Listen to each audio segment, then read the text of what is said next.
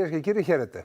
Είναι η εκπομπή Γεωπολιτικά, μια σύνοψη των κυριωτέρων γεωπολιτικών εξελίξεων στην περιοχή μας αλλά και σε ολόκληρο τον κόσμο. Το Μεσανατολικό και συγκεκριμένα το Παλαιστινιακό επηρέασε την σταθερότητα και την ειρήνη στην περιοχή της Μέσης Ανατολής σε όλη τη διάρκεια του δεύτερου μισού του 20ου αιώνα. Και από τις αρχές του 21ου αιώνα μέχρι σήμερα, όντως το Παλαιστινιακό ήταν πάντα στο προσκήνιο με τον έναν ή τον άλλον τρόπο.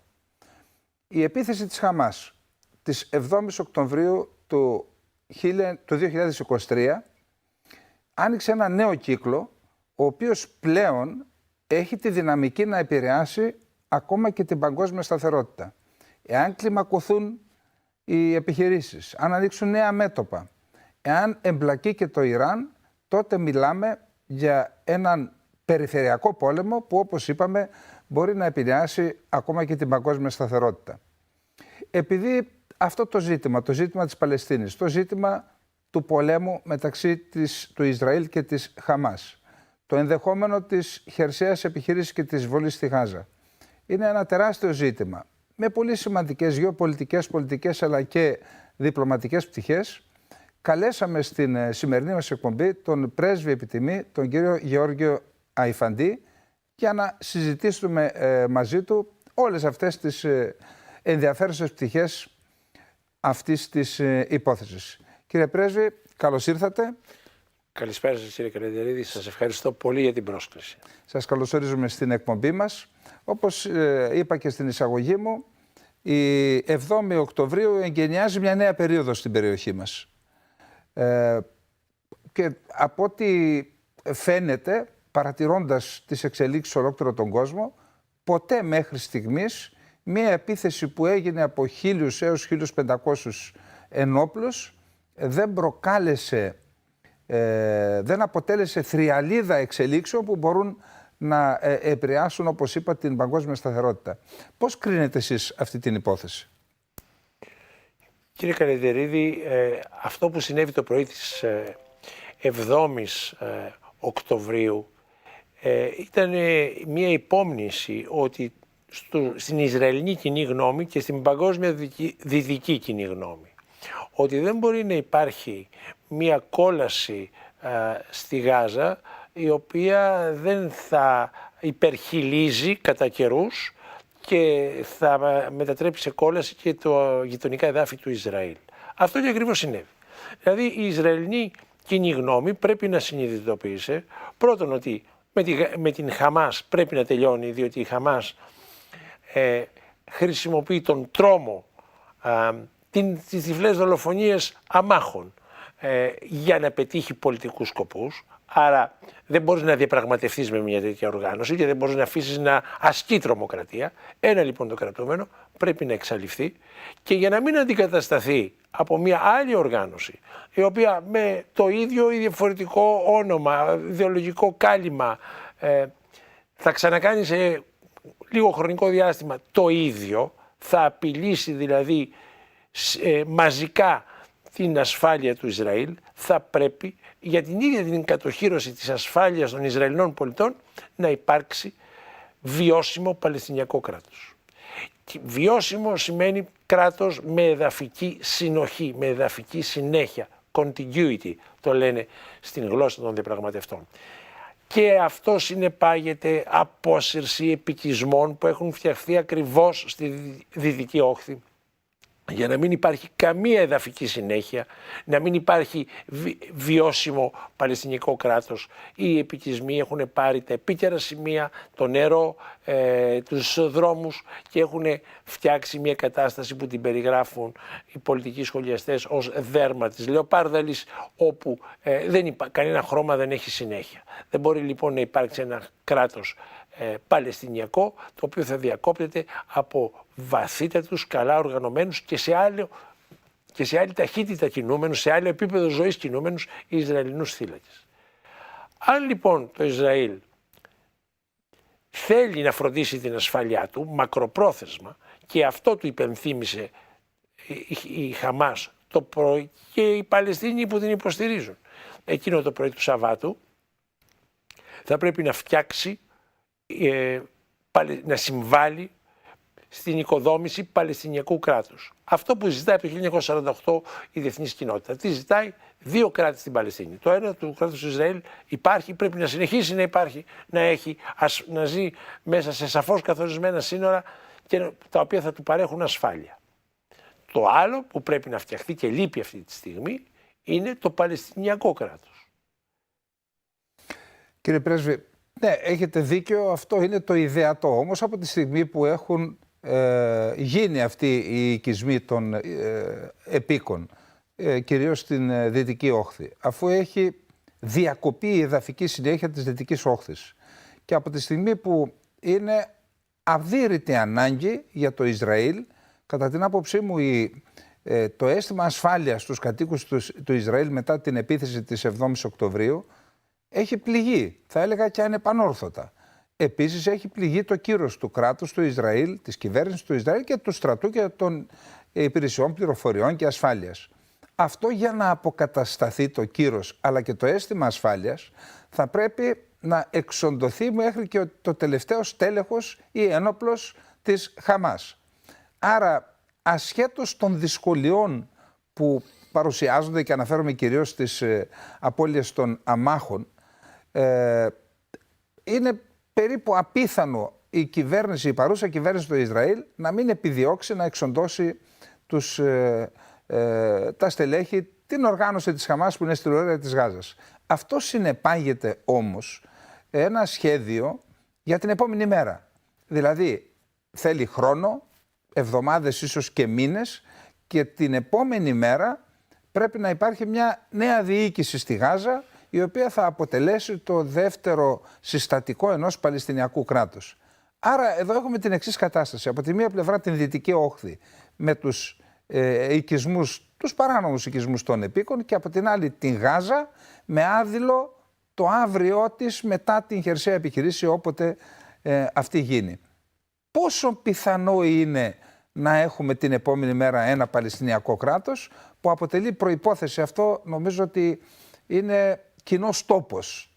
Όλοι όσοι εκφέρουν άποψη για το Παλαιστινιακό και για το Μεσανατολικό μιλούν για 2 κράτη και μάλιστα οι περισσότεροι, νομίζω ότι υπάρχει απόφαση στην Ελληνική Βουλή για 2 κράτη στα σύνορα του 1967 με πρωτεύουσα την Ανατολική Ιερουσαλήμ. Πόσο εφικτό είναι να γίνει κάτω από αυτές τις συνθήκες που υπάρχουν στο έδαφος? Κύριε Καλεντερίδη, στη θητεία μου στο Υπουργείο Εξωτερικών έχω ασχοληθεί τα περισσότερα χρόνια από πολύ κοντά και σε βάθος με το Παλαιστινιακό ζήτημα. Με βάση αυτή την εμπειρία σας λέω ότι η παρούσα κυβέρνηση του Ισραήλ είναι η μόνη η οποία δημόσια έχει πει ότι δεν θέλει την λύση των 2 κρατών.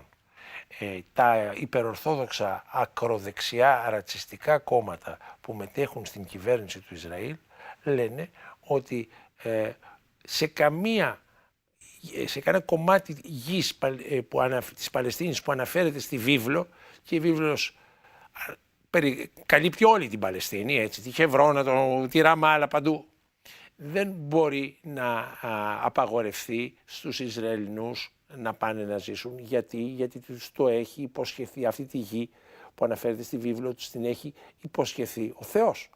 Ο Θεός όμως των υπερορθόδοξων Εβραίων δεν είναι ο Θεός των Παλαιστινίων. Δεν μπορούμε με αυτή τη λογική να προχωρήσουμε. Γι' αυτό πρώτιστη υποχρέωση, καθήκον της Δύσης για να εξασφαλίσει την ασφάλεια του Ισραήλ δια της δημιουργίας Παλαιστινιακού κράτους είναι να απαιτήσει προκειμένου να βοηθήσει κυβέρνηση Εθνικής Ενότητας. Ο κύριος Νετανιάχου είναι ένας φυγόδικος από την ίδια του τη δικαιοσύνη. Διέρεσε την Ισραηλινή κοινωνία σε απίθανο βαθμό και έγινε εχμάλωτος ανθρώπων οι οποίοι δεν έχουν τίποτε να ζηλέψουν στην κοσμοθεωρία τους και στις αντιλήψεις τους από τη Χαμάς. Πρέπει λοιπόν να έρθει το εργατικό κόμμα, πρέπει να υπάρξει μια κυβέρνηση Εθνικής Ενότητας η οποία θα είναι αξιόπιστος συνομιλητής την επόμενη ημέρα για την ύπαρξη ενός Παλαιστινιακού κράτους. Από την άλλη πλευρά, το ίδιο το Ισραήλ, είπα πριν, πρέπει να διευκολύνει. Πώς να διευκολύνει? μα απλούστατα απελευθερώνοντας τους πολιτικούς ηγέτες, τους κοσμικούς Παλαιστίνιους πολιτικούς ηγέτες. Αναφέρομαι στο Μαρουάν Μπαργκούτι, αναφέρομαι στην ηγεσία του Πατριωτικού Μετώπου για την Απελευθέρωση της Παλαιστίνης. Κοσμικοί, δεν έχουν καμία σχέση με το Ισλάμ. Τους τελευταία 20 χρόνια είναι στη φυλακή ακριβώς για να ανδρωθεί η Χαμάς. Ακριβώς γιατί το Ισραήλ θεωρούσε ότι εάν εν της πράγμαση η Παλαιστινιακή Αρχή εκπροσωπείται από έναν άνθρωπο όπως ο Μαχμούτ Αμπάς, ο οποίος δεν έχει ούτε τη σωματική ούτε τη διανοητική επάρκεια, ούτε είχε ποτέ του καμία τέτοια επάρκεια να εκπροσωπήσει τον Παλαιστινιακό λαό, και εν της πράγμαση από τη Χαμάς, δεν θα λυνόταν ποτέ, δεν θα υπήρχε ποτέ πίεση για τη δημιουργία Παλαιστινιακού κράτους. Διότι με ποιον να συζητήσει η Δύση? Με τον Αμπάς, ζήτημα αν καταλαβαίνει τι του λένε. Με ποιον να συζητήσει? Με τη Χαμάς? Δεν μπορεί να. Πρόκειται για δεδηλωμένους τρομοκράτες. Συνεπώς, οι Ισραηλοί έχουν το μονοπόλιο του λογικού, σε πολλά εισαγωγικά, συνομιλητή της παγκόσμιας κοινότητας στην περιοχή. Πόσο λογική είναι?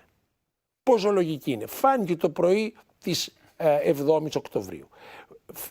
Κατέρευσε ο μύθος ότι μπορούν πίσω από ένα φράχτη ηλεκτρονικό, super duper κτλ. Να παρέχουν ασφάλεια στους πολίτες τους και από την άλλη μεριά να πατούν έναν ολόκληρο λαό, 2,5 εκατομμύρια ανθρώπους, στον λαιμό. Λοιπόν, ας υποθέσουμε ότι γίνεται το όνειρο του κυρίου Νετανιάχου και με κάποιον μαγικό τρόπο φίδεται των αμάχων, υπάρχουν περιορισμένες απώλειες αμάχων και εξοντώνεται η Χαμάς.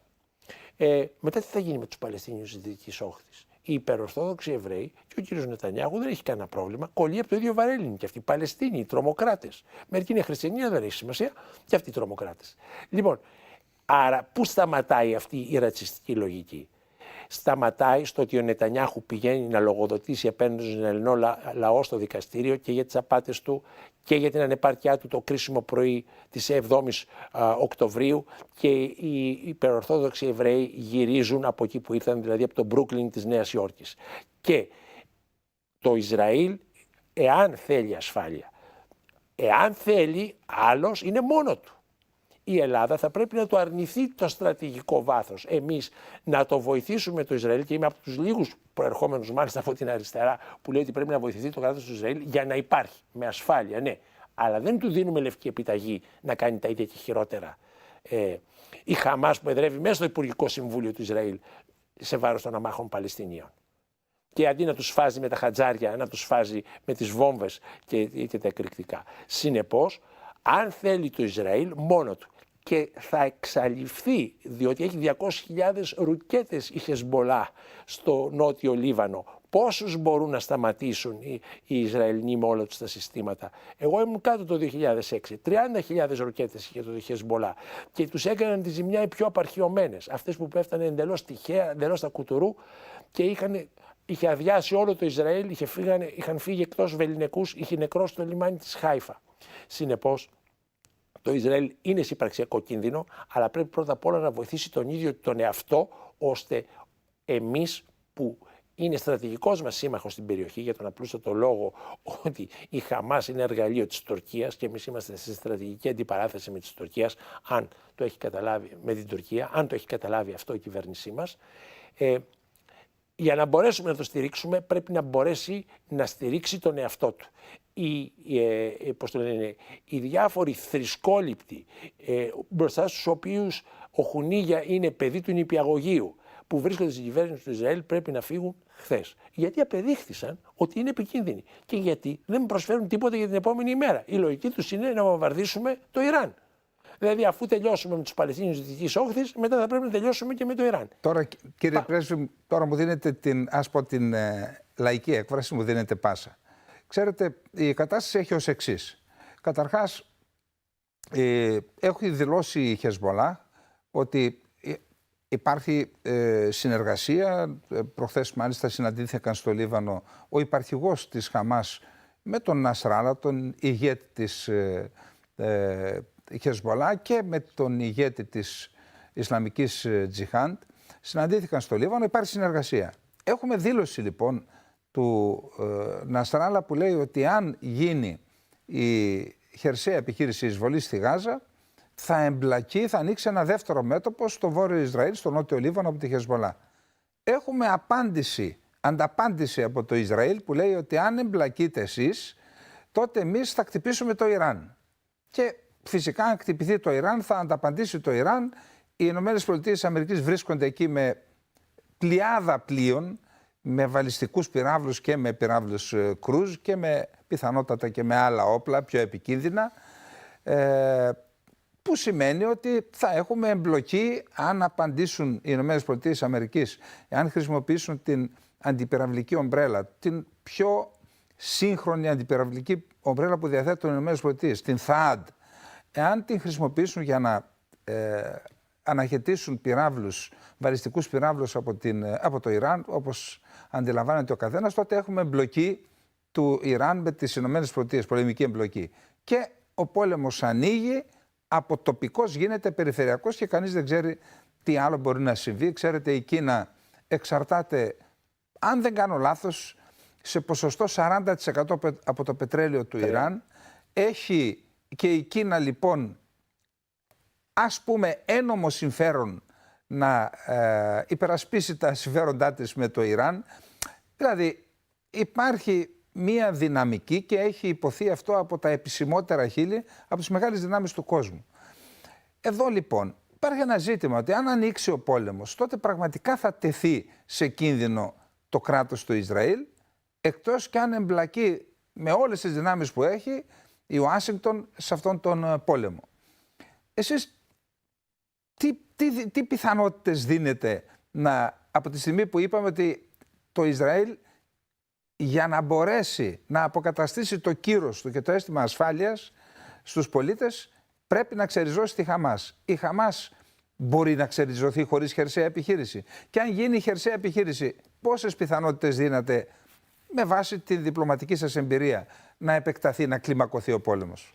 Κύριε Καρατερίδη, εάν το Ισραήλ θέλει να ξεριζώσει τη Χαμάς, θα πρέπει να αλλάξει, το επαναλαμβάνω, την ηγεσία του.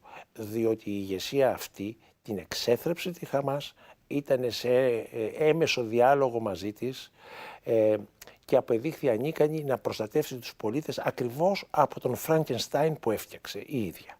Θα πρέπει δηλαδή... Αυτό, αν μου επιτρέπετε, προχθές είχε στον Μαρκ Τσάμπιον στο Bloomberg, είχε δώσει μια συνέντευξη ο Εχούντ Ολμέρτ, ο πρωθυπουργός, ο οποίος απέσαιρε τις δυνάμεις κατοχής της Ισραηλινές από τη Γάζα το 2005 για να ακολουθήσουν οι εκλογές και η ανάδειξη της Χαμάς ως κυβερνώσας δύναμης στη Γάζα.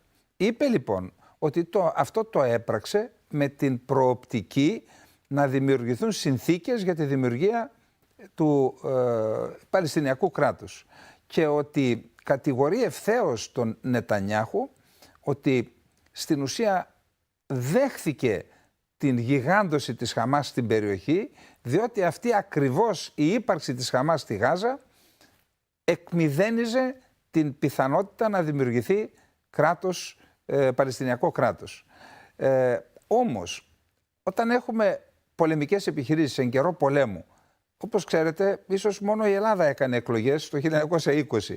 Είναι δυνατόν να έχουμε εκλογές και αλλαγή ηγεσίας? Κυβέρνηση Εθνικής Ενότητας. Μα δεν ομιλώ περί εκλογών. Αυτή είναι μια δουλειά του Ισραήλ. Εγώ λέω πάρα πολύ απλό. Κάτι πολύ απλό. Για να βοηθήσει η Δύση το Ισραήλ, να μπορέσει να το βοηθήσει, θα πρέπει να εξασφαλιστεί ότι το Ισραήλ θα συμπεριφερθεί υπεύθυνα. Με τον Νετανιάχου και τους συμμάχους του δεν υπάρχει καμία τέτοια εγγύηση. Ίσα-ίσα υπάρχει εγγύηση για το ανάποδο. Δηλαδή αυτοί οι άνθρωποι, προκειμένου να αποφύγουν τις ευθύνες τους, να καθυστερήσουν την ώρα, την αναπόφευκτη της λογοδοσίας τους, επιχειρούν να κλιμακώσουν τη σύγκρουση και να παρασύρουν στη σύγκρουση και τους Ιρανούς και τους Αμερικανούς. Λέγατε πριν για το Ιράν. Το Ιράν δεν πρόκειται να αντιδράσει εκτοξεύοντας βαλιστικούς πυράβλους από το έδαφος του σε ένα πλήγμα που θα περιοριστεί στο νότιο Λίβανο και στα Συριακά Γκολάν. Εκεί υπάρχουν οι πολιτοφυλακές Ιρανικές, υπάρχει η Χεσμολά που είναι γηγενείς ντόπιοι Λιβανέζοι Σιήτες, εκπαιδευμένοι, οργανωμένοι, χρηματοδοτημένοι από το Ιράν δεκαετίες τώρα, από τη δεκαετία του 80. Οι φρουροί της Επανάστασης άρχισαν την διεθνή τους παρουσία ταυτόχρονα με την παρουσία τους μέσα στο Ιράν από την κοιλάδα Μπεκά. Συνεπώς, από εκεί το Ιράν απειλεί την ασφάλεια του Ισραήλ. Εάν όμως πληγούν, όπως ζητούν και έχουν τη δυνατότητα να πράξουν οι Ισραηλινοί με την αεροπορία τους, το Ιράν αεροπορία δεν έχει. Εάν πληγούν οι ιρανικές πόλεις με την πρόφαση ότι προσπαθούμε να καταστρέψουμε το πυρηνικό πρόγραμμα, με την πρόφαση ότι υπάρχουν στρατιωτικές βάσεις, τα είχαμε ακούσει μέχρι ναυτίας αυτά όταν ήμουν κάτω πρέσβης, μας είχαν πει και ποιοι είναι οι στόχοι και τα λοιπά και τους ξέρανε και οι Ιρανοί τους. Εάν γίνει κάτι τέτοιο, τότε θα αντιδράσει και το Ιράν, εκτοξεύοντας ό,τι έχει είτε από το Λίβανο, είτε από τη Συρία, είτε και από το ίδιο το έδαφος. Είτε και από την Ιεμένη. Και κάποια από την Ιεμένη και κάποια θα περάσουν. Η πείρα μας λέει να μην πιστεύουμε τα φοβερά συστήματα που τα πιάνουν όλα, άρα δεν πιάνουν τα gliders, έτσι, τα αλεξίδωτα πλαγιάς. Θα περάσουν κάποια πράγματα, θα κλείσει ο Περσικός κόλπος γιατί θα του χτυπήσουν τα λιμάνια, θα χάσει η Κίνα το 30% της καθημερινής τροφοδοσίας σε πετρέλαιο και θα αντιδράσει. Επίσης θα αντιδράσουν και οι Ρώσοι από τη Συρία, διότι οι Ρώσοι μόνο θα ήταν ευτυχείς να πληρώσουν τους Αμερικανούς με το ίδιο νόμισμα. Τους εμπλέξανε οι Αμερικανοί σε μια αιματοχυσία στην Ουκρανία, να τους εμπλέξουν και αυτοί σε μια αιματοχυσία στη Μέση Ανατολή, όπου αυτό που γίνεται στην Ουκρανία θα μοιάζει καυγάς νηπιαγωγείου. Σας υπενθυμίζω ότι αυτή η Χαμάς στα πρώτα της στάδια, όταν το 1984 οδήγησε την ίδια ακριβώς ώρα, 6 ώρα το πρωί, 2 φορτηγά μεγάλα τριαξονικά γεμάτα δυναμίτη, από αυτόν που χρησιμοποιούν στα λατομεία, στα υπόγεια των κτηρίων όπου είχαν στρατονιστεί οι Αμερικανοί και οι Γάλλοι αλεξιωτιστές. Οι Αμερικανοί πεζοναύτες και οι Γάλλοι αλεξιωτιστές. Και τα τίναξε με διαφορά 1 λεπτού. Με θυσία 2 οδηγών προκάλεσε εκατόμβη στους άλλους. Στη Μέση Ανατολή. Εννοείται στον. Πού έγινε αυτό? Στη Βηρητό. Στη Βηρητό, όπου είχαν εμφανιστεί γαλλικά και αμερικανικά στρατεύματα για να εξαλείψουν τον Ιρανικό κίνδυνο, να επαγιώσουν τη δημοκρατία και όλα τα άλλα σχετικά. Συνεπώς, εάν θέλουμε ξανά να κάνουμε το ίδιο πράγμα, να έχουμε υπόψη μας ότι οι τιμές, η κατανάλωση ανθρώπων στη Μέση Ανατολή είναι δυσθεώρητα μεγάλη σε σχέση με την Ουκρανία ή με οτιδήποτε άλλο φανταζόμαστε. Άρα, εγώ λέω ότι αυτή τη στιγμή οι εμπριστές του πολέμου κυριολεκτικά είναι η Ισραηλινή ηγεσία. Αυτή η Ισραηλινή ηγεσία πρέπει να αλλάξει για το καλό του κόσμου όλου και ημών των Ελλήνων, οι οποίοι θα πληρώσουμε και με τρομοκρατικές ενέργειες στο έδαφος μας και με τις τιμές του πετρελαίου που θα πάει στο Θεό. Θα πληρώσουμε την προσπάθεια του Νετανιάχου να μην λογοδοτήσει στην Ισραηλινή δικαιοσύνη για τις οικονομικές του ατασταλίες. Από εκεί ξεκίνησαν όλα. Και στην προσπάθειά του να αλλάξει το κράτος του Ισραήλ και να πάψει να είναι κράτος δικαίου και να είναι κράτος διορισμένης δικαιοσύνης, όπως περίπου συμβαίνει με τη γειτονική Συρία. Συνεπώς, επειδή υπάρχουν δημοκρατικοί άνθρωποι, βαθύτατα δημοκρατικοί άνθρωποι στο Ισραήλ. Το απέδειξαν άλλωστε με τις διαδηλώσεις που έκαναν πολλές εβδομάδες, 100.000 άνθρωποι αντιτασσόμενοι και αντιτιθέμενοι στην λεγόμενη δικαστική μεταρρύθμιση. Αυτή τη στιγμή οι διαδηλωτές είναι στρατευμένοι και πάνε να δώσουν τη ζωή τους για την υπεράσπιση του κράτους του Ισραήλ. Πρέπει από σεβασμό σε αυτούς τους ανθρώπους και από σεβασμό στο ίδιο μας το συμφέρον ως Δύση, αντί να πηγαίνουμε και να χτυπάμε τον Νετανιάχου στην πλάτη όπως πήγε ο πρωθυπουργός μας, να πάμε να το πούμε αυτό που του είπε ο κύριος Μακρόν. Ο πρόεδρος Μακρόν πήγε και του είπε: είμαστε σύμμαχοι και έχει την ανεπιφύλακτη υποστήριξή μας στην εξάλληψη της Χαμάς. Όχι στην εξάλληψη των Παλαιστινίων, θα φτιαχθεί Παλαιστινιακό κράτος. Και πήγε και είδε και τον γέροντα Αμπάς και ίσα-ίσα για να τα επαναλάβει αυτά και σε παλαιστινιακά, στην Παλαιστινιακή Αρχή, σε αυτό που έχει αναγνωρίσει η διεθνής κοινότητα ως εκπρόσωπο των Παλαιστινίων. Αυτό το πράγμα πρέπει να κάνουμε και όσο δεν το κάνουμε πυροβολούμε τα πόδια μας και είμαστε εχμάλωτοι των ακροδεξιών συμμάχων του κυρίου Νετανιάχου. Κύριε Πρέσβη, αυτό το κτύπημα με αυτές τις ενέργειες οι οποίες πραγματικά θεωρώ ότι οι ελάχιστοι άνθρωποι στον κόσμο δεν θεωρούν ότι πρόκειται για αγριότητες και βαρβαρότητες που δεν έχουν καμία σχέση με το ανθρώπινο γένος.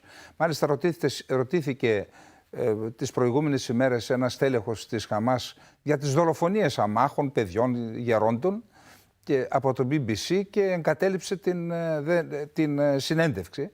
Άρα ούτε οι ίδιοι δέχονται αυτό που έχουν κάνει. Όμως, εν πάση περιπτώσει, αυτή η επίθεση της 7ης Οκτωβρίου αλλάζει σελίδα. Δεν αλλάζει σελίδα μόνο για την περιοχή, αλλάζει σελίδα για τον αραβικό και για τον μουσουλμανικό κόσμο. Κάτι γίνεται εκεί.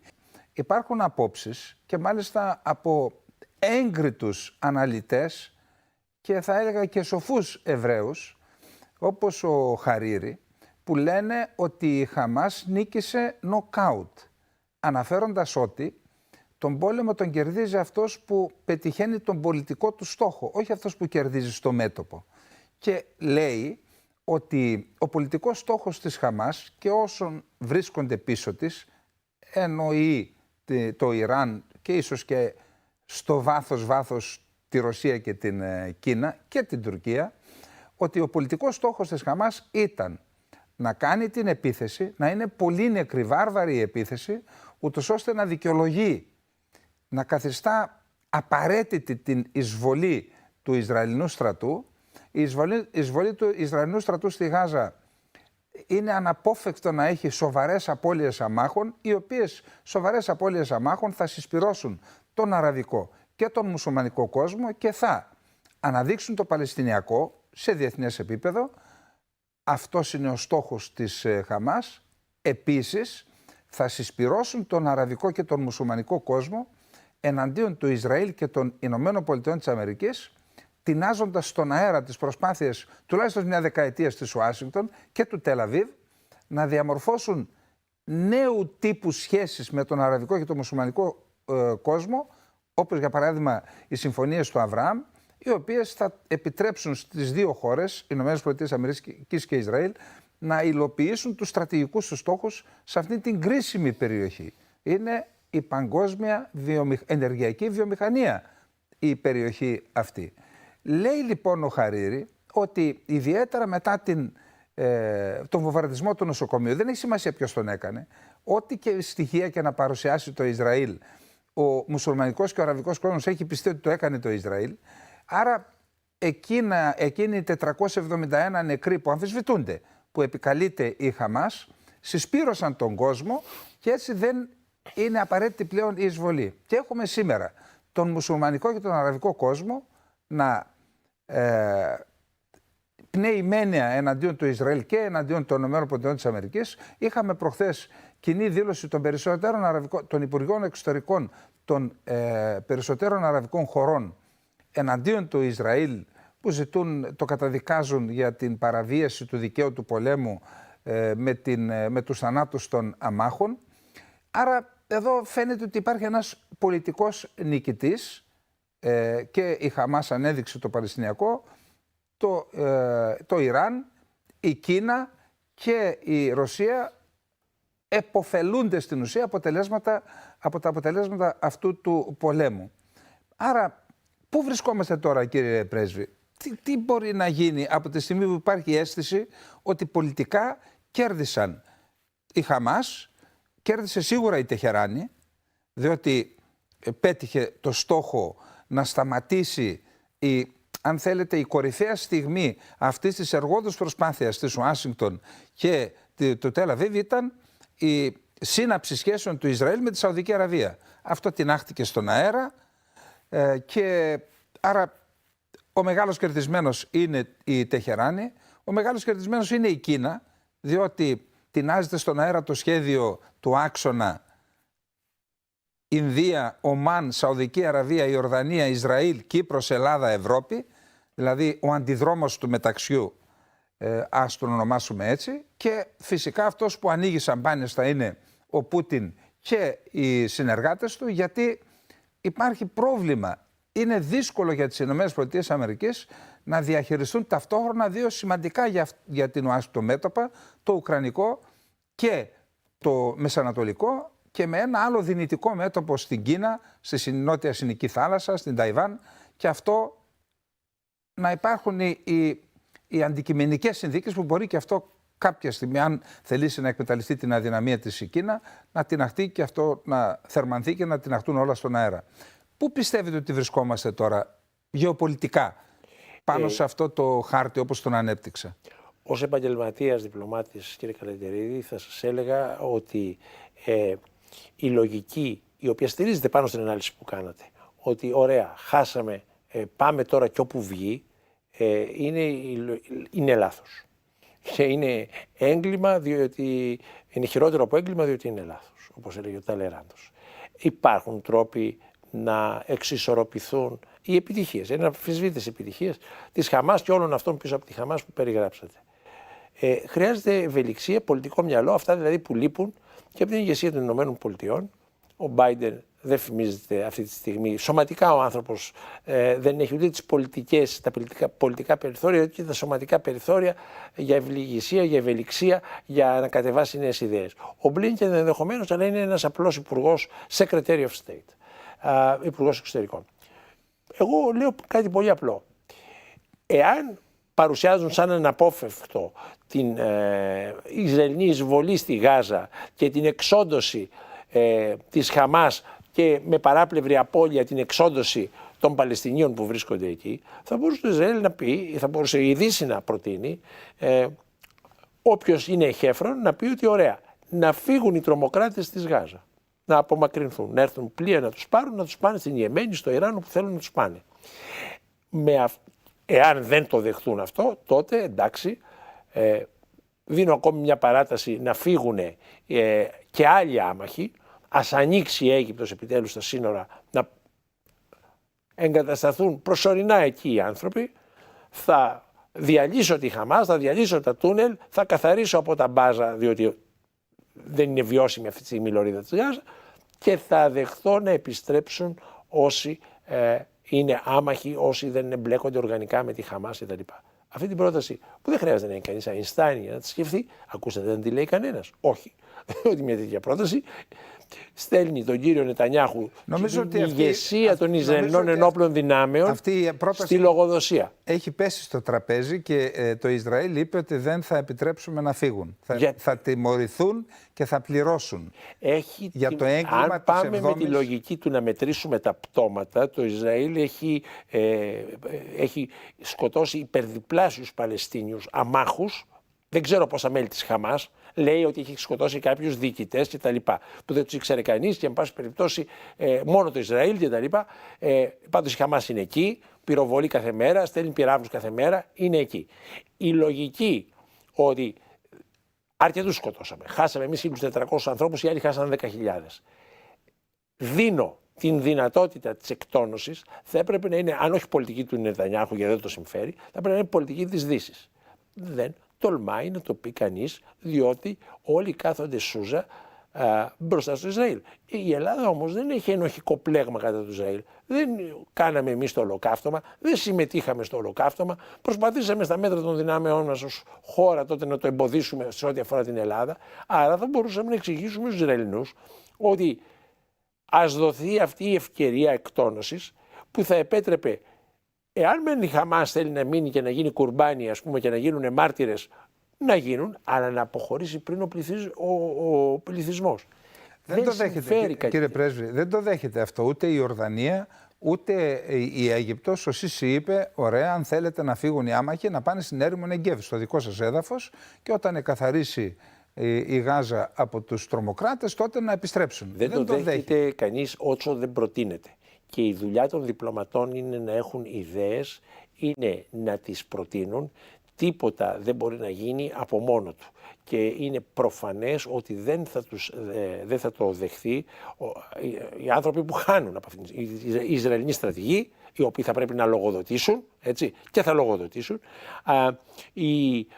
και ο πολιτικός τους προϊστάμενος. Και η κυβέρνηση ολόκληρη. Και η κυβέρνηση ολόκληρη. Και οι υπηρεσίες πληροφοριών. Λοιπόν, το κατέβασε αυτό ο κύριος Μπλίνκεν, το κατέβασε αυτό η Δύση, το κατέβασε αυτό το ΝΑΤΟ, το κατέβασε αυτό το σαθρό οικοδόμημα που λέγεται Ευρωπαϊκή Ένωση. Κανείς δεν το κατεβάζει αυτό, διότι ουσιαστικά όλοι βολεύονται με τη λογική πάμε και όπου βγει. τα έχει κάνει αρκετά μουσκεμα η Δύση και στη Μέση Ανατολή και στην Ουκρανία, οπότε σιγά σιγά στις διάφορες καγκελαρίες η λύση της κλιμάκωσης αρχίζει να φαίνεται λίγο ελκυστική. Πώς είπε ο μηχανοδηγός στα Τέμπη, αυτός που σκοτώθηκε, πάμε και όπου βγει.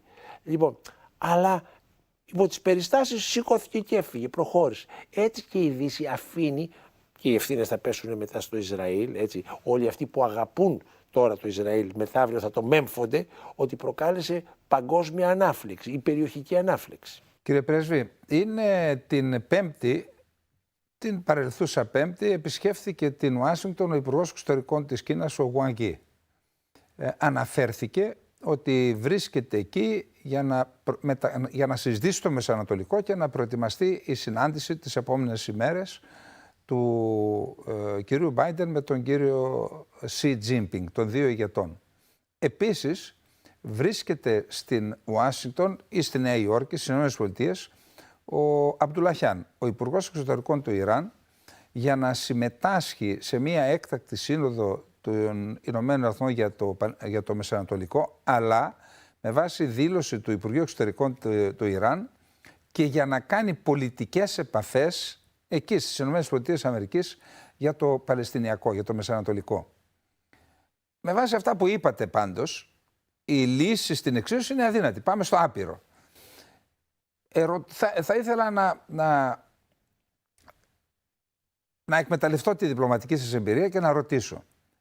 Αυτή τη λύση τελικώς ίσως μπορούν να τη δώσουν μόνο οι τρεις μεγάλες δυνάμεις. Δηλαδή οι ΗΠΑ, η Κίνα και η Ρωσία. Πόσο πιθανό το βρίσκεται αυτό, να συνεννοηθούν αυτές οι τρεις μεγάλες δυνάμεις για να βρεθεί λύση που θα βάζει στο χρονοτούλαπο της ιστορίας τους πολέμους και τις εντάσεις στην περιοχή της Παλαιστίνης και της Μέσης Ανατολής. Και αν αυτές οι τρεις δυνάμεις αποφασίσουν, πόσο πιθανό είναι να δεχθεί μια τέτοια λύση στο Ισραήλ? Η Ρωσία δεν θέλει λύση στη Μέση Ανατολή. Θα ήθελε μια λύση στη Μέση Ανατολή ταυτόχρονα με λύση στην Ουκρανία που να συνάδει με τα συμφέροντά της. Η Κίνα, που έχει συμφέρον να αποφευθεί μια γενική ανάφλεξη, να συρθεί δηλαδή σε μια σύγκρουση, επειδή θα θυγούν τώρα ζωτικά της συμφέροντα, σαφώς μαζί με τις ΗΠΑ μπορεί να καταλήξει σε ένα συμπέρασμα. Το ζήτημα είναι ότι αυτή τη στιγμή δεν υπάρχει αμερικανική ηγεσία, δεν υπάρχει ένας πρόεδρος που θα πιάσει τον Νετανιάχου το σβέρκο και θα τον υποχρεώσει να δεχθεί το σύνολο του πολιτικού κόσμου του Ισραήλ μέσα σε μια κυβέρνηση εθνικής ενότητας. Με κυβέρνηση εθνικής ενότητας το Ισραήλ πήγε στον πόλεμο του 1967. Με κυβέρνηση εθνικής ενότητας πήγε στον πόλεμο του Γιόμ Κιπούρ. Δεν νοείται αυτή τη στιγμή το κέντρο, ένα κομμάτι του κέντρου και αριστερά να βρίσκονται, να μην έχουν λόγο στο τι θα πράξει το Ισραήλ, στο τι θα κάνουν, τι θα σκαρφιστούν οι Ισραηλινοί στρατηγοί. Γιατί μπορεί αύριο να σκαρφιστούν να χτυπήσουν και ένα άλλο νοσοκομείο. Δηλαδή υπάρχουν τέτοια... Το 2006 ξαφνικά, ας πούμε, εξοντώθηκε ένας παιδικός σταθμός στην πόλη της Κανά και τότε αυτό ήταν 46 παιδιά νεκρά μαζί με τις βρεφοκόμους και αυτός ήταν ο λόγος που σηκώθηκε η παράθεση σύξυλο το Ισραήλ τότε, η Κοντολίζα Ράις. Έχασε κάθε ηθικό πλεονέκτημα του Ισραήλ μετά από αυτήν την εμπνευσμένη κίνηση κάποιων αξιωματικών της αεροπορίας του. Λοιπόν, κύριε Πρέσβη, ξέρετε, έχουμε και την εμπλοκή της Τουρκίας. Πριν πάμε στην εμπλοκή της Τουρκίας και μαζί με αυτό θα ήθελα να σας ρωτήσω το εξής. Η θέση της Ελλάδας είναι, θα έλεγα, η ραχοκοκαλιά της ελληνικής εξωτερικής πολιτικής είναι η προσήλωση στο διεθνές δίκαιο. Άρα, σε αυτήν την σύγκρουση η Ελλάδα στηρίζει το Ισραήλ γιατί έχουμε εθνικά συμφέροντα και αναφέρομαι και στα ενεργειακά σχέδια, ο Euro-Asia Interconnector και ενδεχομένως και ο EastMed, έχουμε και ζητήματα εξοπλιστικά προγράμματα που έχουμε υπογράψει σχετικές συμφωνίες με το Ισραήλ. Άρα έχουμε εθνικό συμφέρον, πέραν της προσήλωσης στο διεθνές δίκαιο, να στηρίξουμε το Ισραήλ. Την ίδια στιγμή όμως, επειδή ακριβώς έχουμε αυτήν την συσπήρωση, τη συσσωμάτωση του αραβικού και του μουσουλμανικού κόσμου και επειδή δίπλα στο Ισραήλ βρίσκεται και η Αίγυπτος και η Λιβύη, η οποία μάλιστα η φιλική προς την Ελλάδα Ανατολική Λιβύη ζήτησε την απέλαση των πρέσβεων ΗΠΑ, Βρετανίας, Ιταλίας και Γαλλίας και να μην δίνουν πετρέλαιο στις χώρες που στηρίζουν το Ισραήλ. Άρα, εάν αυτός όλος ο κόσμος αντιδράσει στις χώρες που στηρίζουν ανεφόρον και θα έλεγα μονόπατα το Ισραήλ, υπάρχει πιθανότητα να έχουμε προβλήματα στην περιοχή μας, στην εξωτερική πολιτική της χώρας, πάντα σε σχέση με την Αίγυπτο και με τη Λιβύη, γιατί και υπάρχουν και σοβαρά ζητήματα. Τώρα, με δεδομένο αυτό που ανέφερα και θα ήθελα την άποψή σας, έχουμε και μία πραγματικά ανεξήγητη στάση του Ερντογάν, τη μια μέρα να λέει ναι στην ένταξη της Σουηδίας στο ΝΑΤΟ, ρίχνοντας γέφυρες προς τη Δύση και στις ΗΠΑ, και ακριβώς την επόμενη μέρα να ανεβάζει τους τόνους, να δηλώνει ότι η Χαμάς δεν είναι τρομοκρατική οργάνωση, όπως αναγνωρίζεται έτσι από τις ΗΠΑ, το ΝΑΤΟ και την Ευρωπαϊκή Ένωση. Δεν είναι τρομοκρατική οργάνωση, είναι απελευθερωτική αντιστασιακή οργάνωση. Να ανεβάζει τους τόνους μέχρι επίπεδου ύβρεως εναντίον του Ισραήλ, να μιλάει για γενοκτονία για παράδειγμα, ξεχνώντας ο Ερντογάν ότι ό,τι ακριβώς κάνει το Ισραήλ στους αμάχους στη Γάζα, δηλαδή χτυπάει υποδομές, έχει υποδομές ρεύματος, υγείας, παιδείας κτλ. Τα ίδια ακριβώς κάνει ο Ερντογάν στην βορειοανατολική Συρία, δηλαδή στη Ροζάβα, και εκεί με αμάχους παιδιά. Εν πάση περιπτώσει, βλέπουμε ότι έχουμε ένα ρήγμα στις σχέσεις της Τουρκίας με το Ισραήλ, πιθανότατα ανεπούλωτο για τα επόμενα χρόνια, και θα ήθελα να σας ρωτήσω, πόσο πιθανό είναι η Ελλάδα, ή μάλλον διπλωματικά, πολιτικοδιπλωματικά, πόσο λογικό είναι η Ελλάδα να υποδεχθεί στις 7 Δεκεμβρίου τον Ταΐπ Ερντογάν, τον υβριστή του Ισραήλ, των ΗΠΑ της Δύσης, μας θεωρεί όλους συνένοχους στο αίμα που χύνεται εκεί.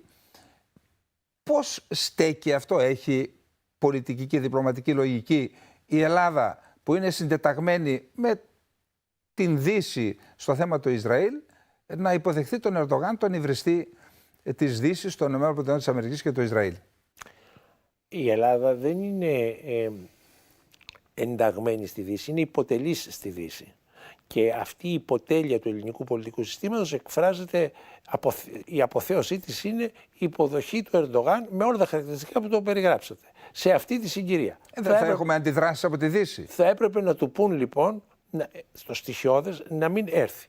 Ανταυτού η εστία της προηγούμενης Κυριακής απεκάλυψε τι συζητείται στο παρασκήνιο, τι μονομερώς θα δώσουμε στον κύριο Ερντογάν, δικά μας είναι, ότι θέλουμε να τα κάνουμε, τα αποστρατιωτικοποιούμε, τα καίμε, τα μουσκεύουμε κτλ. Σε αυτή τη λογική. Παραπέμπω τους τηλεθεατές στο άρθρο της εφημερίδας που δεν έχει διαψευστεί. Της εφημερίδας Εστία της προηγούμενης Κυριακής, που υπογράφεται από τον κύριο Κοτάκη. Ενυπόγραφο άρθρο. Ενυπόγραφο άρθρο, και το οποίο δεν έτυχε διάψευση. Θέλω να πω όμως το εξής. Ο Ερντογάν βλέπει ότι ο ρόλος του ως χαλίφη, ως εκπροσώπου των απανταχού της γης μουσουλμάνων που είχε ο Σουλτάνος πριν στην Οθωμανική Αυτοκρατορία. Το χαλιφάτο αυτό. Το χαλιφάτο. Ήταν ο τοποτηρητής του Μωάμελ στη γη. Είναι στόχος ο οποίος είναι μέσα στην ακτίνα του. Μπορεί να επιτευχθεί υπό προϋποθέσεις. Και τα βάζει όλα εκεί.